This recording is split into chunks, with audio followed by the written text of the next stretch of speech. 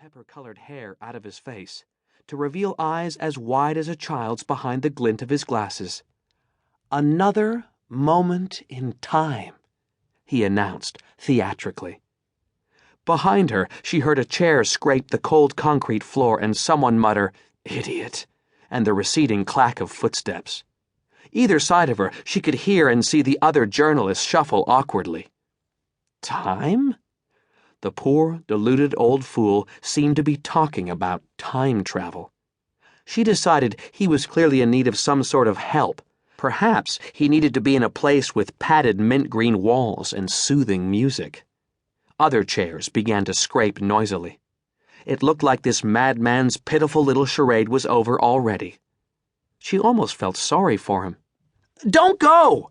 Waldstein shouted. "Please, stop right there!" The footsteps stopped. "I'll show you, right now!" Anna watched him huddle over a wobbly picnic table on his makeshift stage of stacked wooden pallets. He tapped the keys of a battered and beaten old laptop. Beneath the table was something that looked like a copper boiler, cables snaking in one end and out the other and over towards a tall wire cage. She heard the low hum of power surging inside the copper device, and the lights in the warehouse began to dim. It was then that it occurred to her the fool's little contraption was drawing mains electricity. Oh my God, he's going to fry himself right here, right in front of us. Waldstein stepped smartly over the cables and opened the door of the wire cage. "Just you watch." She stood up. "Mr. Waldstein, I think you should—" Waldstein stepped inside and slammed the cage shut with a loud clang that echoed around the warehouse. The humming was growing louder. "Ladies and gentlemen," Waldstein's voice rose to a shout over the noise, "you're about to witness the very first journey through time." "Mr. Waldstein," Anna stepped forward. "Please, you should stop this." She noticed that one of the Digi-Station journalists had pushed his way through the chairs and was filming the cage with his palm cam. She shook her head with disgust.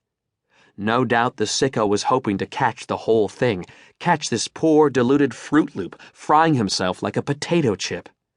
Jesus. Waldstein was smiling calmly at her through the wire. "Don't worry, my dear. I'm going to be just fine," he called out above the increasing hum of power building up towards a discharge. "Please!" cried Anna, surprised at the sound of panic in her voice. "Please, just get out!" Waldstein's smile was almost reassuring. "I'll be fine, my dear. I'm going to see them again. I'm going to see them. Touch them." "Them? Who? What are you talking about?" she shouted, but her words were getting lost amid the growing din. Suddenly, sparks began to dance along the wires of the cage. "Stand back!" shouted someone. She realized the charge could quite easily arc across the space towards them. Instinctively, she stumbled backwards several steps, bumping into an empty chair, barking her ankle painfully. The chairs were all empty now. Everyone was on their feet. She could hear someone calling for the police. No one came here tonight so they could watch a man voluntarily cook himself, not even a crazy. And there were enough crazies out there these days. Sparks sputtered from the cage and showered onto the floor.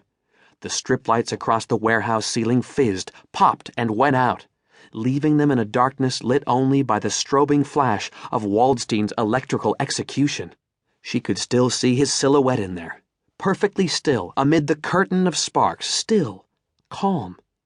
Not the thrashing and convulsing marionette she'd expected to see by now.